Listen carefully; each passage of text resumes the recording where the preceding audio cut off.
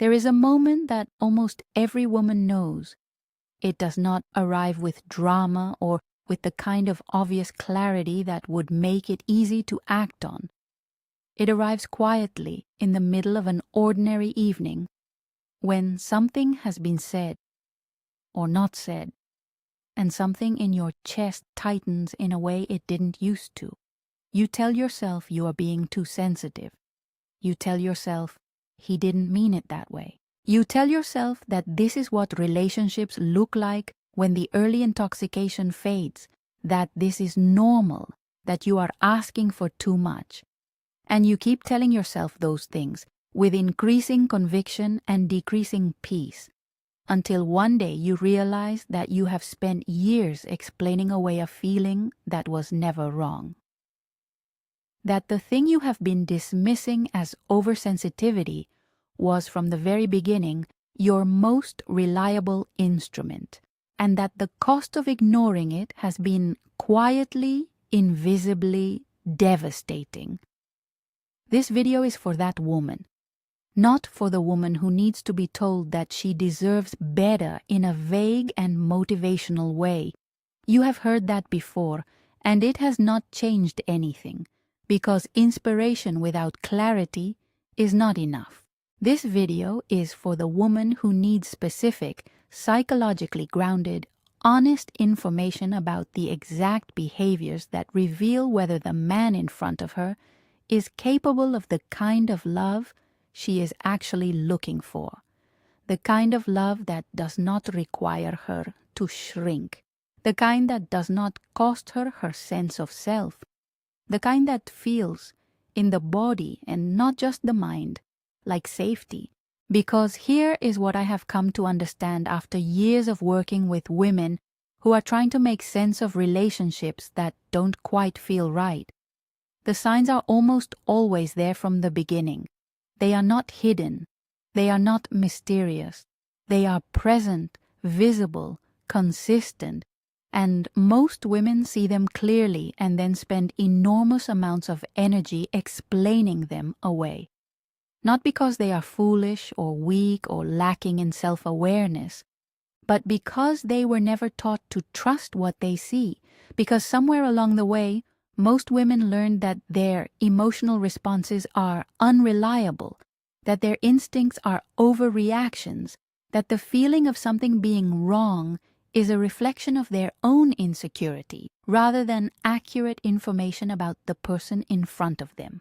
That teaching is one of the most damaging things that can happen to a woman's capacity for self-protection in relationships, and dismantling it, learning to trust what you actually see and feel rather than the story you are being encouraged to construct around it, is the beginning of everything. If you are new to this channel, subscribe now and turn on notifications, because this conversation is part of a larger series on the psychology of love and self-protection, and every video goes somewhere the last one didn't. What we are going to cover today is not a list of red flags in the shallow checklist sense of that phrase. It is a deep examination of 5 specific things, 5 behaviors, 5 patterns, 5 ways of speaking and relating that reveal with extraordinary consistency that the man using them is not capable of the kind of genuine, respectful, growth-oriented love that you deserve. Not incapable forever, necessarily, but incapable now, in his current state of development. And staying with someone who is incapable now, in the hope that he will become capable later, is one of the most expensive emotional investments a woman can make. Let me tell you about a woman named Rachel. Rachel was 34 years old when she first described to me what she called the confusion. She had been in a relationship for 3 years with a man she genuinely loved. A man who was, in many ways, wonderful, attentive in the early months, funny and warm and capable of a kind of tenderness that had made her feel, for the first time in a long time, genuinely seen. But over the course of those 3 years, something had shifted, not dramatically, not in a way she could point to and say, that is the moment everything changed, but in the accumulated, daily, grinding way that something shifts when a person is being slowly, consistently, almost imperceptibly told that their perception of reality is wrong. She came to me not because she knew something was wrong. She came because she no longer trusted herself to know whether something was wrong. Her emotional responses had become, to her own internal experience, unreliable. She would feel hurt and immediately question whether the hurt was legitimate. She would feel uncomfortable and immediately ask herself whether she was being too sensitive. She would notice something that seemed off and immediately construct an explanation for why she was probably misreading it. She had become, over 3 years, an expert in talking herself out of her own experience, and she was exhausted in the specific way that people become exhausted when they have been working against themselves for a very long time. The first thing her partner did, the first of the 5 things I want to talk about today, was the thing that had started the confusion, and it is the most insidious of all 5 because it targets the very instrument you would need to identify that something is wrong. It targets your perception of your own emotional experience. The first thing is this: he told her she was too sensitive. Not once, not in a single conversation that could be examined and addressed, but consistently, repeatedly, in the reliable way that a pattern establishes itself. Every time Rachel expressed a feeling that was inconvenient for him, every time her emotional response created a situation that required him to account for his behavior, the response was some version of, "You are overreacting, you are being dramatic, you are too sensitive, you are making a big deal out of nothing." And here is what that does, psychologically, when it happens consistently over time. It does not just hurt in the moment, though it does hurt in the moment, in the specific way that being dismissed by someone you love always hurts. It does something far more damaging than that. It gradually severs the connection between a woman and her own emotional intelligence. It teaches her, through repetition, that her instincts are unreliable, that the feeling of something being wrong is itself the problem, rather than information about an actual problem. It trains her to begin every emotional response with the question, "Am I overreacting?" before she has even fully felt the thing she is responding to. This is not an accident. I want to be clear about that, because one of the most important things I can tell you about this particular behavior is that it does not require conscious intent to cause devastation. The man doing this is not necessarily sitting somewhere plotting to undermine your self-trust. He may genuinely believe that your responses are excessive. He may have grown up in an environment where emotional expression was considered weakness, where feelings were managed rather than honored, where the appropriate response to distress was to get over it and move on. And so his dismissal of your emotional experiences, from inside his own perspective, a kind of rationality, a calm correction of what he genuinely perceives as unnecessary drama. But the impact is the same regardless of the intent. And the impact is this: a woman who has been consistently told that her feelings are too much begins to make herself smaller. She begins to pre-edit her emotional responses before expressing them, selecting only the ones she believes can survive the judgment that she is overreacting. She begins to present a version of herself to the relationship that is more contained, more manageable, more easy to be around, and less real, less fully herself, less capable of the kind of genuine emotional expression that is the actual substance of intimacy. Maybe this is already landing somewhere familiar for you.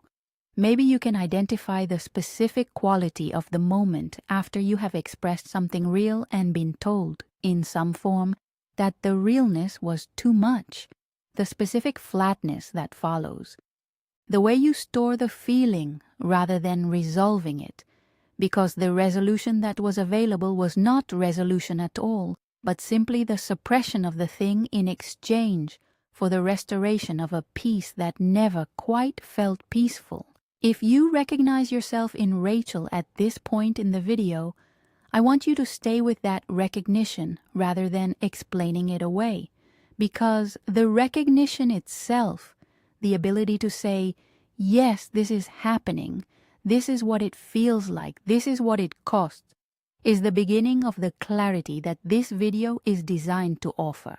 There is a layer beneath this first behavior that is even more important to understand, because it explains why dismissing a woman's emotional responses is not simply rudeness or emotional immaturity.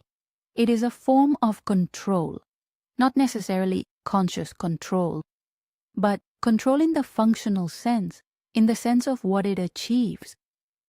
When your emotional responses are consistently framed as the problem, the behavior that produced those responses is never examined.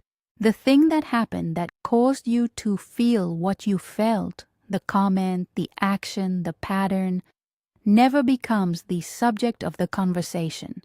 The subject of the conversation always becomes your reaction to it. And that shift in subject is enormously convenient for the person whose behavior would otherwise be under scrutiny. This is the architecture of what psychologists call gaslighting, the systematic undermining of a person's trust in their own perception of reality. And it does not require dramatic lies or elaborate manipulation to function.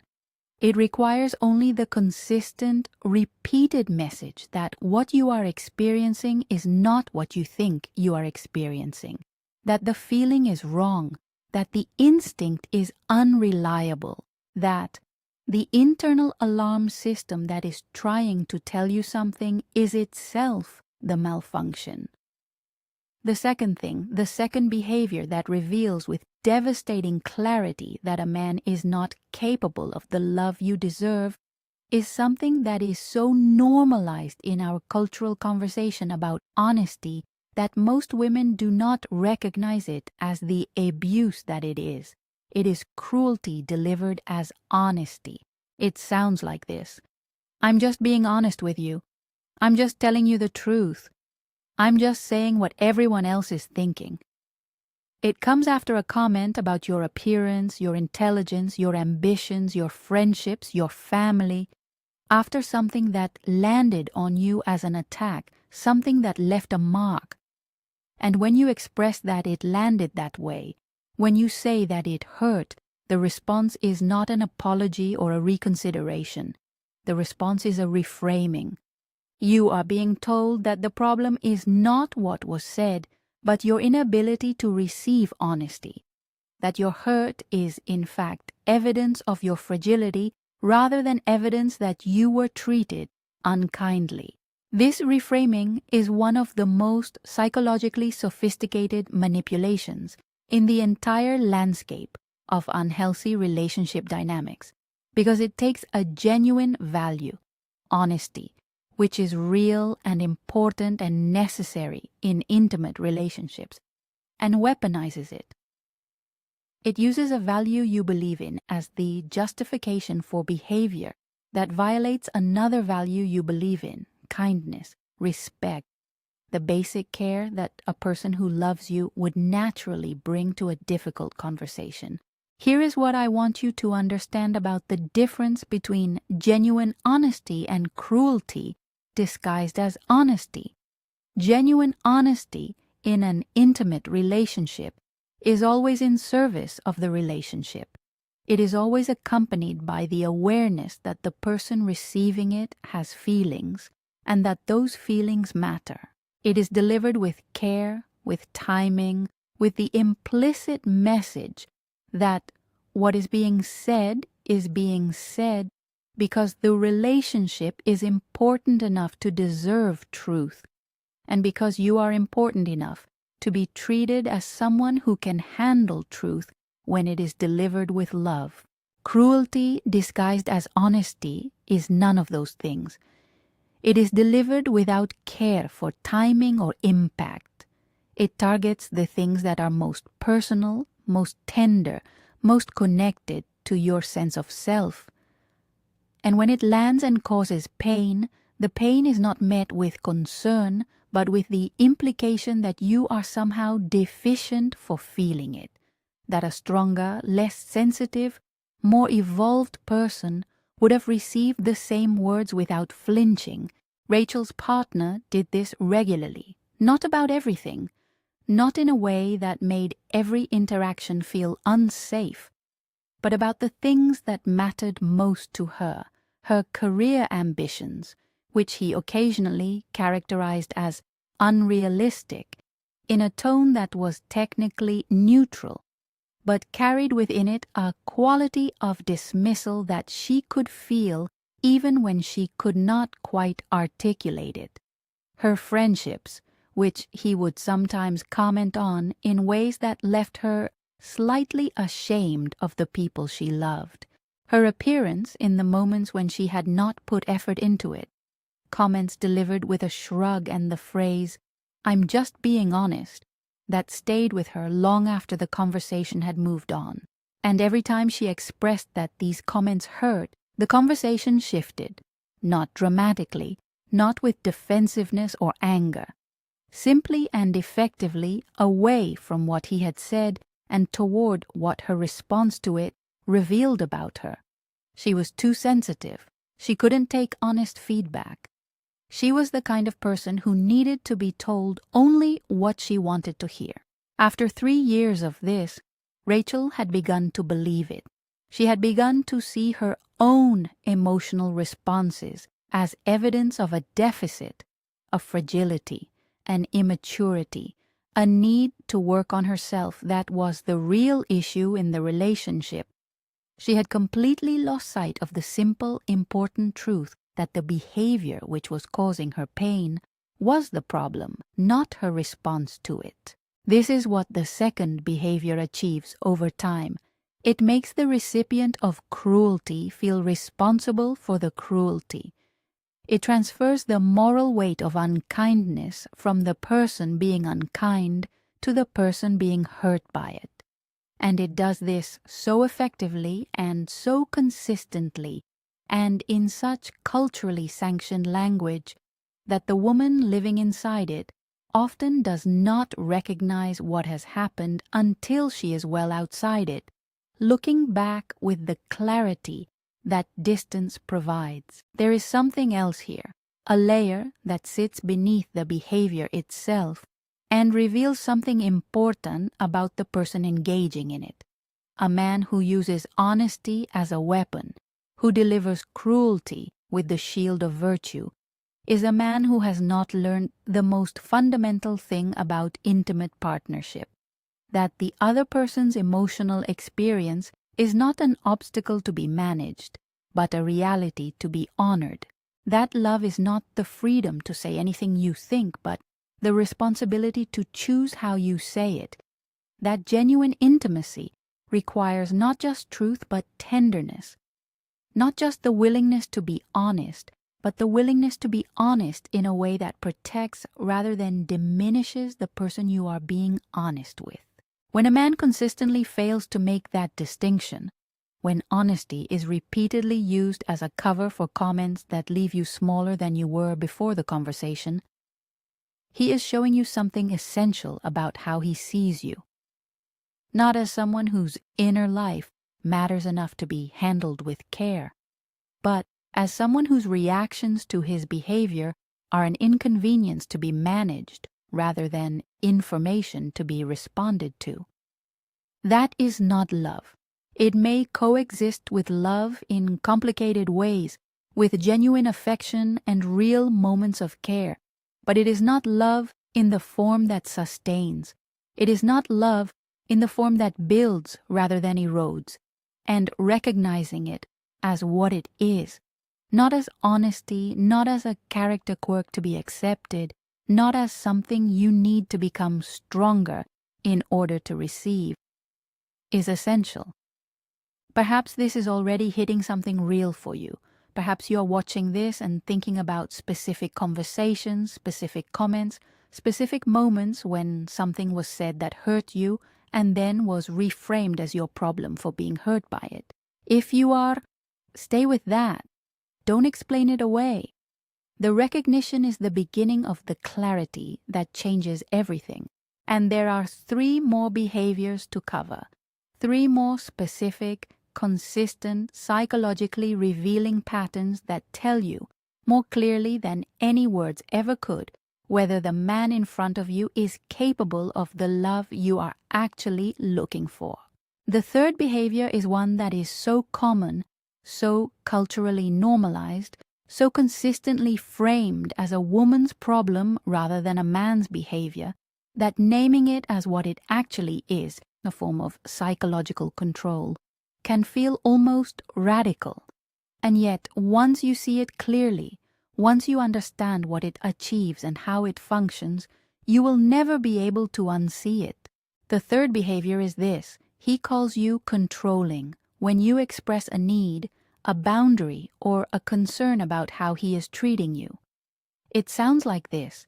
You tell him you need him to let you know when he is going to be significantly late, because waiting without information creates anxiety for you. He tells you that you are being controlling. You tell him that a comment he made in front of friends made you feel embarrassed, and you would like him not to do that again. He tells you that you are trying to control what he says. You tell him that you need more quality time together, time that is genuinely focused on the two of you rather than occupied by screens and logistics. He tells you that you are suffocating him, that you are too demanding, that you are the kind of woman who can never be satisfied. And here is what happens inside a woman who receives this response consistently over time. She begins to experience her own needs as problematic. She begins to pre-censor what she asks for, selecting only the requests that she believes are small enough to survive being labeled as controlling. She begins to feel, in the specific and devastating way that this pattern produces, that having needs at all is somehow a character flaw, that the appropriate version of herself, the version that is lovable, the version that does not create problems, is the version that needs less, asks for less, expects less. She begins, in other words, to abandon herself, not through any single dramatic decision, but through the accumulated, daily, small surrenders of a person who has been taught that her needs are too much. Rachel knew this pattern intimately. She could trace it across the entire arc of her 3-year relationship with a precision that was painful in its clarity once she finally allowed herself to see it. Every time she had tried to communicate something she needed, every time she had attempted to articulate a boundary or express a concern, the conversation had shifted from her need to her character, from what she was asking for to what the asking revealed about her. She had never been told in any of those conversations that her needs were legitimate. She had been told in every one of them that the having of needs was the problem, and so she had stopped having them. Or more precisely, she had stopped expressing them. She had become expert at meeting her own needs privately, at managing her own disappointments, soothing her own anxieties, processing her own griefs, without ever bringing them into the relationship. Because bringing them into the relationship had stopped feeling like intimacy and started feeling like a test she was doomed to fail. I want to pause here and say something directly about what boundaries actually are, because the word has been so thoroughly misused in certain relationship dynamics that it has almost lost its meaning. A boundary is not a demand. It is not a punishment. It is not an attempt to control another person's behavior. A boundary is simply information. It is a woman saying, "Here is what I need in order to feel safe and respected in this relationship. Here is the condition under which I can show up as my most genuine, most loving, most fully present self. Here is what matters to me, and I am telling you because I trust that what matters to me matters to you." A man who responds to that information by calling it control is telling you something essential. He is telling you that your needs are an inconvenience to him, that his freedom to behave however he chooses is more important than your experience of being in relationship with him, that he does not see your needs as information about how to love you well. He sees them as obstacles to his comfort. That is not a man who is ready for genuine intimacy. And staying with a man who is not ready for genuine intimacy in the hope that your patience and your accommodation and your willingness to ask for less will eventually produce the intimacy you are looking for is one of the most painful and fruitless investments a woman can make. Because genuine intimacy, the kind that feels like safety, the kind that allows you to be fully yourself without fear of being labeled or dismissed or punished, cannot be created by one person alone. It requires two people who both believe that the other person's inner life is worth caring for. And a man who calls your needs controlling has made his position on your inner life clear.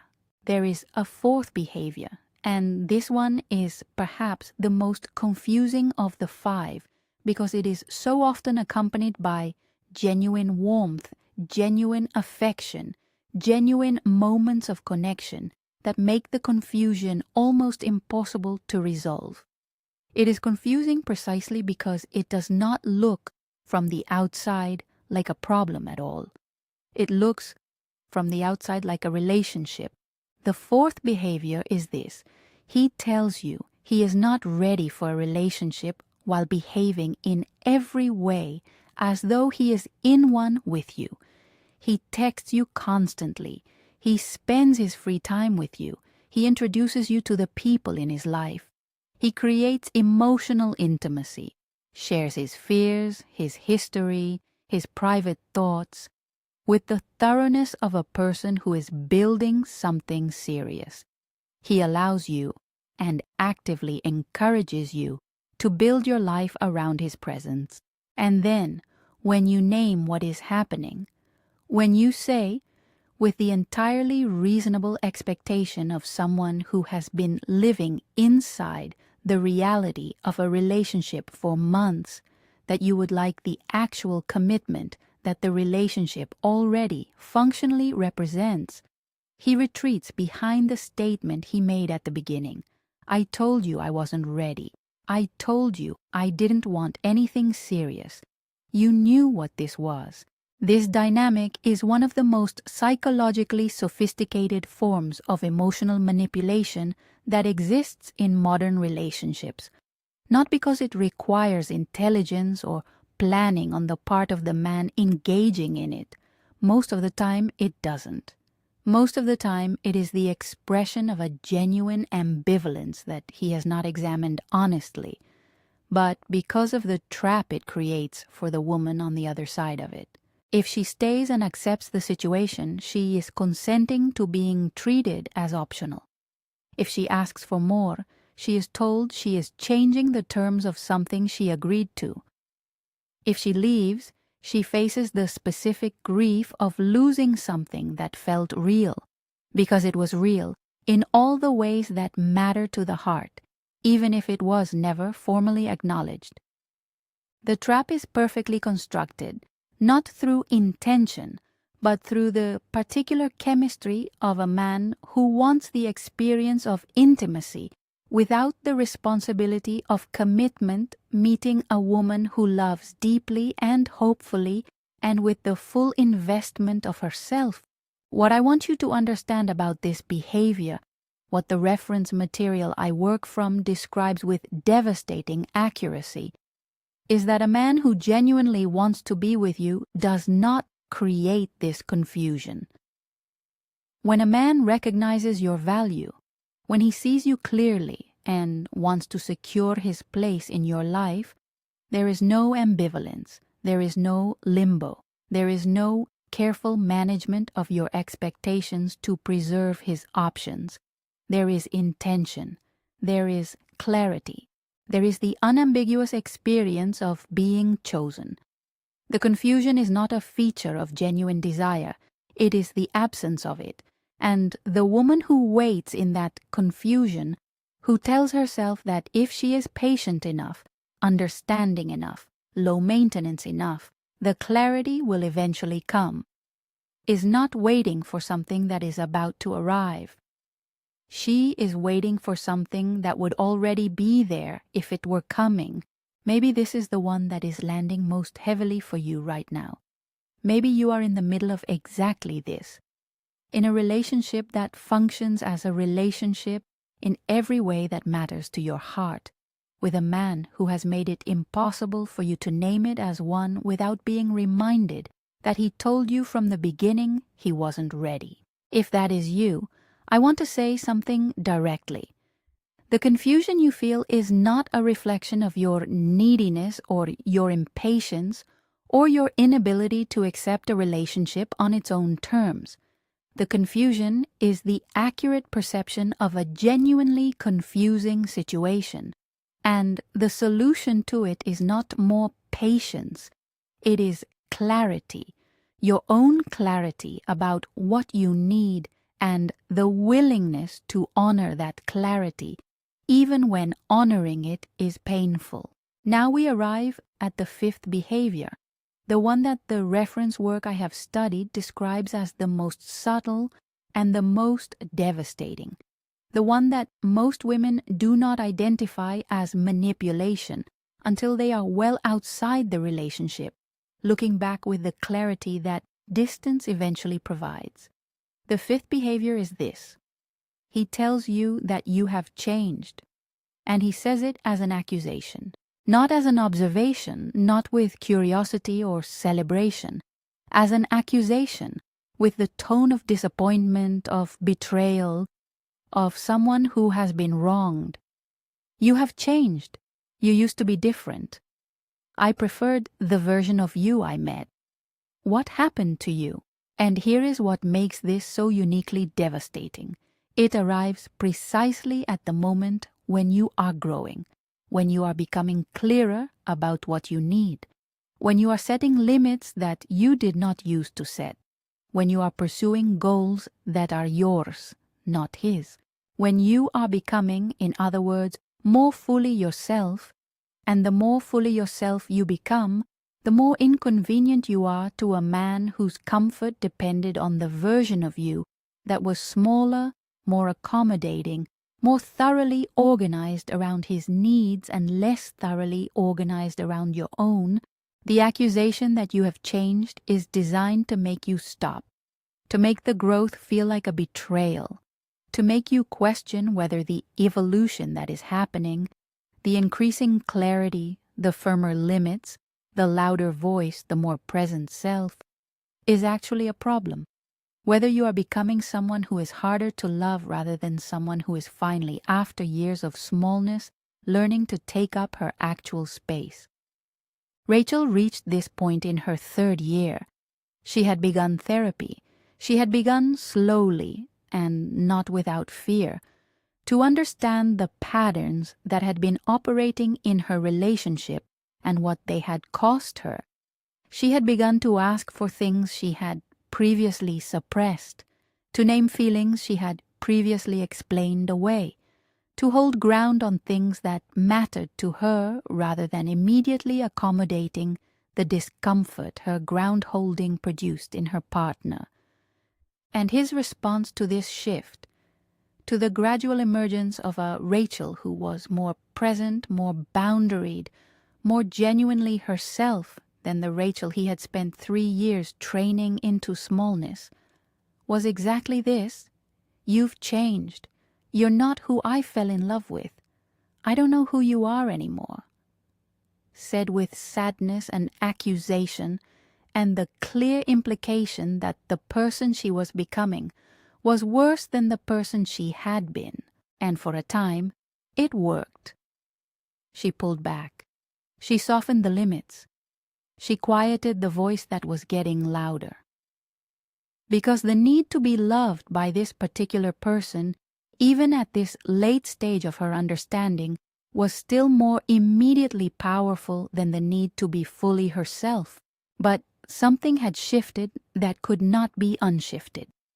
Because she had glimpsed in the months of therapy and honest self-examination what it felt like to be in her own company without constantly managing his response to her.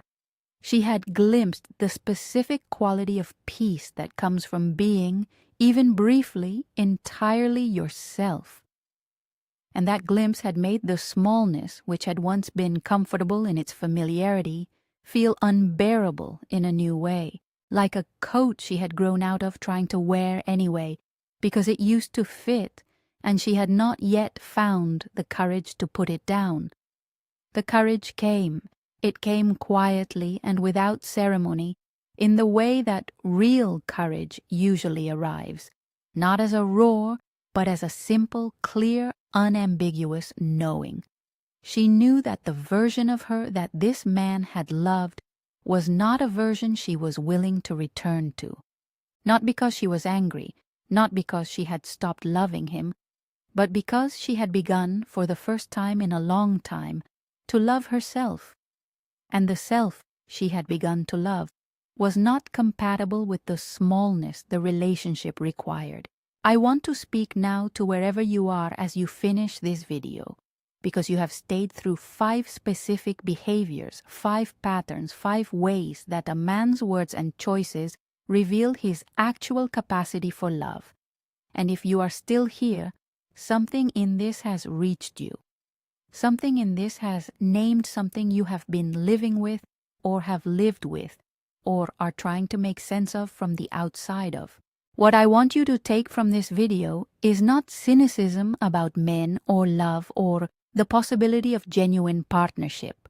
What I want you to take is discernment, the specific, earned, psychologically grounded ability to distinguish between a man who is capable of the love you deserve and a man who is not, and to make that distinction not based on how he makes you feel in the best moments, not based on his potential, not based on who he could be if he were different, but based on who he actually is in the consistent, repeated, daily reality of how he treats you.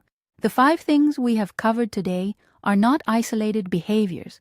They are not personality quirks to be accepted or worked around or loved past. They are patterns, and patterns in the psychology of relationships are not accidents.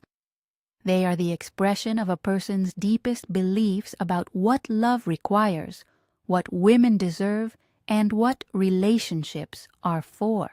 A man who consistently dismisses your emotional responses believes, at some level, that your inner life is less real or less important than his comfort. A man who uses honesty as a cover for cruelty believes that his right to speak supersedes your right to be treated with care.